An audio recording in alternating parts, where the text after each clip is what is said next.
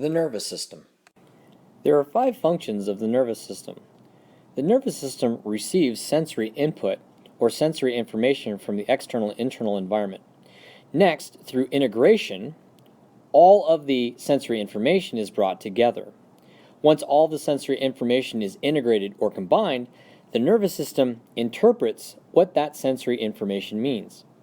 When all of the sensory information is interpreted or understood, the nervous system can then initiate a motor response or action to that initial sensory input. These functions of the nervous system allow the nervous system to maintain a normal, stable, internal environment, or in other words, maintain homeostasis. The nervous system has 2 major divisions. The first division is the central nervous system. The second division is the peripheral nervous system. And the peripheral nervous system can be further subdivided into the sensory division and the motor division.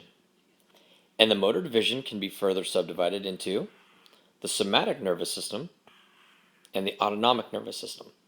And finally, the autonomic nervous system can be subdivided into the sympathetic division and the parasympathetic division. The main cell of the nervous system is the neuron.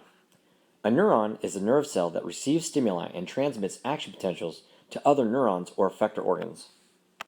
There are several parts of a neuron, with each part serving a specific function for that neuron. The first part of the neuron is called the dendrite, and the dendrites are short extensions that receives information from other neurons or sensory receptors.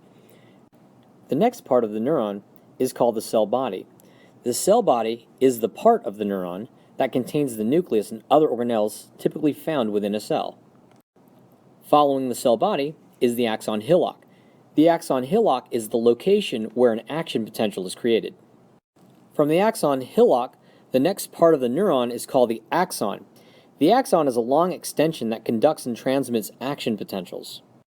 Surrounding the axon is a covering called the myelin sheath. The myelin sheath serves as an insulator that prevents electrical current flow across the cell membrane.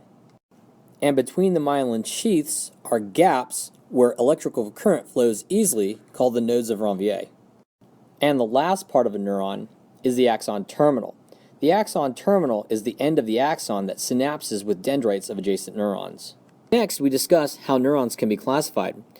One way that neurons can be classified is by the number of extensions coming off of the cell body. In this particular example here, the 3 neurons that you're looking at, in the first picture you have 2 extensions coming off of the cell body. This is what we call a bipolar neuron. In the second image, you see 1 extension coming off of the cell body. This is called a unipolar neuron. And in the final image, you can see that there are many extensions coming off of the cell body, and we would classify this as a multipolar neuron. Another way that neurons can be classified is by their function. Functional classification of neurons is determined by the direction the action potential travels between the central nervous system and the peripheral nervous system. And there are 3 functional classifications of neurons. The first functional classification is the motor neuron. The second classification is a sensory neuron, and the third classification is an interneuron. A motor neuron, by definition, is a neuron that transmits an action potential from the central nervous system to the peripheral nervous system. And it is the neuron responsible for creating a motor response or action. A sensory neuron is a neuron that transmits its action potential from the peripheral nervous system to the central nervous system. And it is the neuron that receives and transmits sensory information. And the last functional classification of a neuron is the interneuron.